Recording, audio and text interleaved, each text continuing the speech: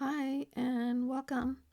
Today I have a art tag, and as always I start with a tag that I've cut on my Cricut out of Bristol smooth paper, but you can make your own. You can use art card. It doesn't have to be just like this. Make it the size and shape that you want it. So I have the stamp. I'll have the link in the description. It's oh gosh, I forget the artist's name. But I'll have it in the description. I get it from Simon Says Stamp, and I'm stamping with some embossing from my embossing pad.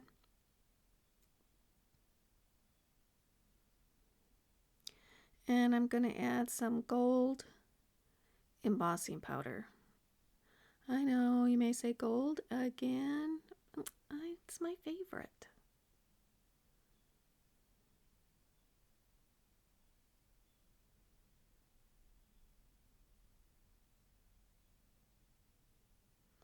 I'm just making sure all the spots are hit, and then if there's any excess, I'll just brush it off with a dry brush. And again, I forgot to use my anti-static. It does really help. I wouldn't have to brush anything off if I used it, so I gotta try to remember to use that.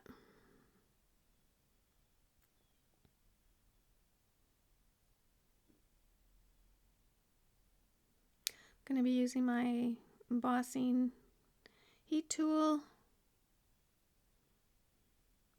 And if you lift it away from the mat to melt the embossing, it goes quicker because the heat can travel through it easily, and it just makes the whole process go faster.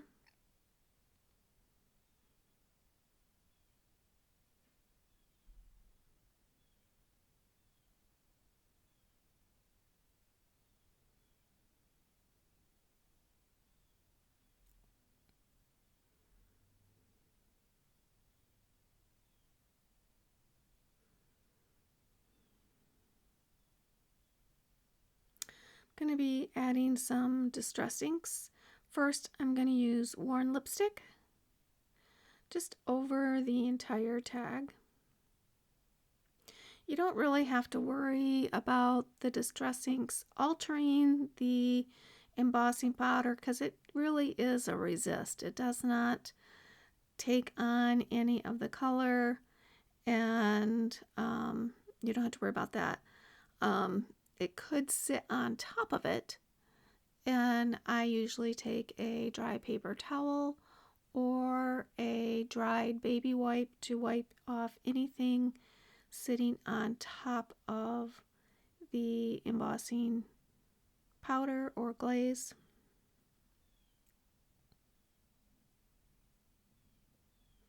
And now I'm going to come back on with some Kitsch Flamingo. I like the color of both of them combined.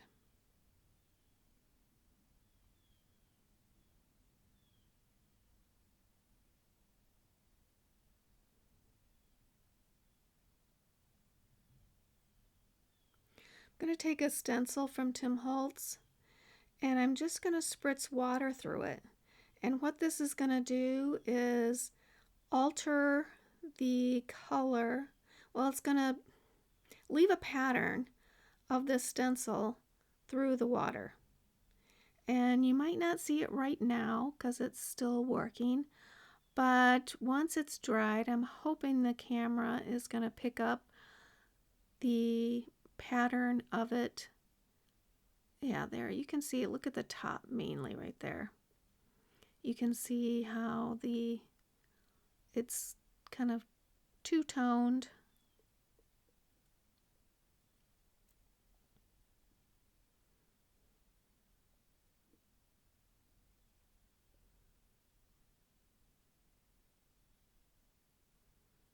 And now I'm just drying it, and I'm going to do a little bit of stamping. I'm not sure it was necessary to do the stamping, so if you don't have the stamp or don't have the ink, I think it would be perfectly fine to skip this step. But I'm just pressing it in different areas.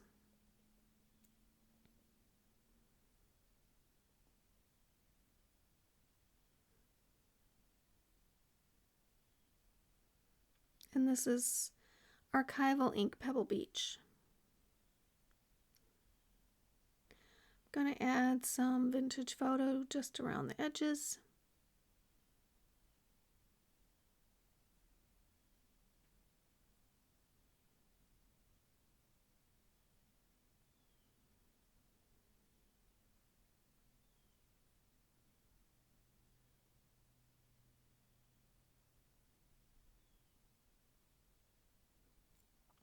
And I'm just going to clean off anything that might be sitting on top of the embossing.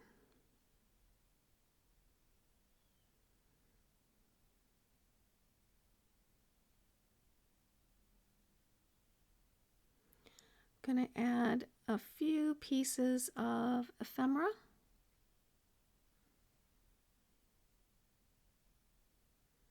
This circle is just a punch from a scrap of a digital download. Maybe I cut out a bird or something and there was some background left, so I just punch out circles of it.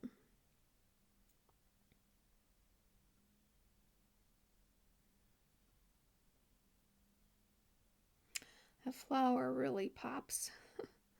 And I'm going to add a little bit of my waffle paper behind it. And I don't know how to tell you you can do that. I cut my Cricut out of just a scrap piece of, well, not a scrap piece, a piece of decorated cardstock.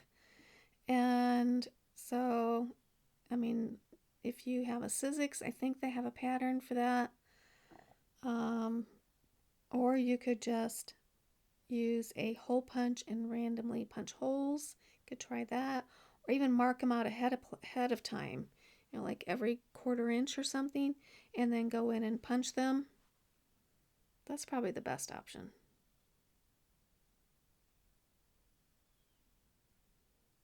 And so now I'm getting ready to glue. Everything except for the waffle paper is a digital download. The links will be in the description.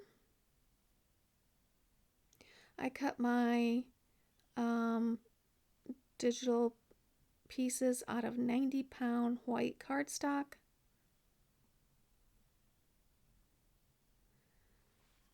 I print them on that and then fussy cut everything out.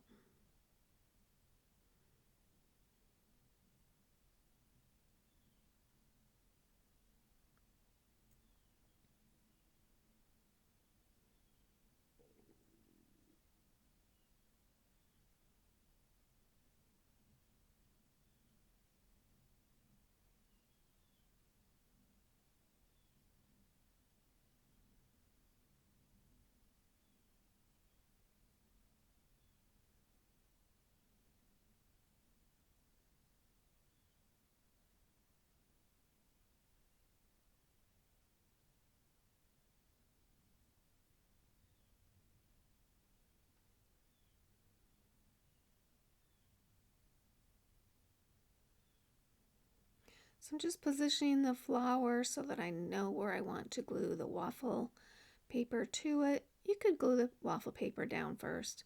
I just like to make sure I'm going to have it in the right spot, so I normally will glue it to the, well, not normally, I do it both ways.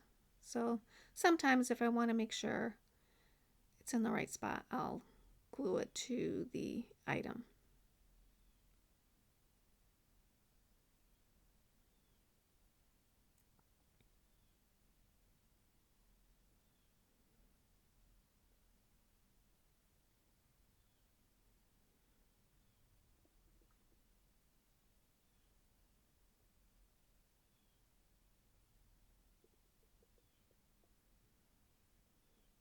And it's sticking out from the tag a little bit, but I like that.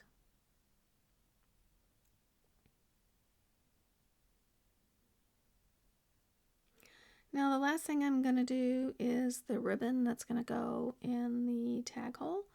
So I use a rayon seam binding ribbon. I get it off Amazon. It's in my Amazon storefront. There's a link to it in the description.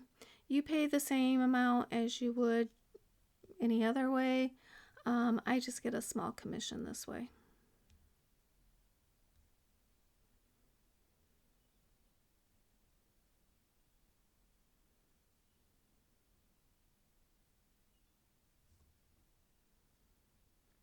So I'm using Kitsch Flamingo and Vintage Photo, and I'm just going to roll it around in both.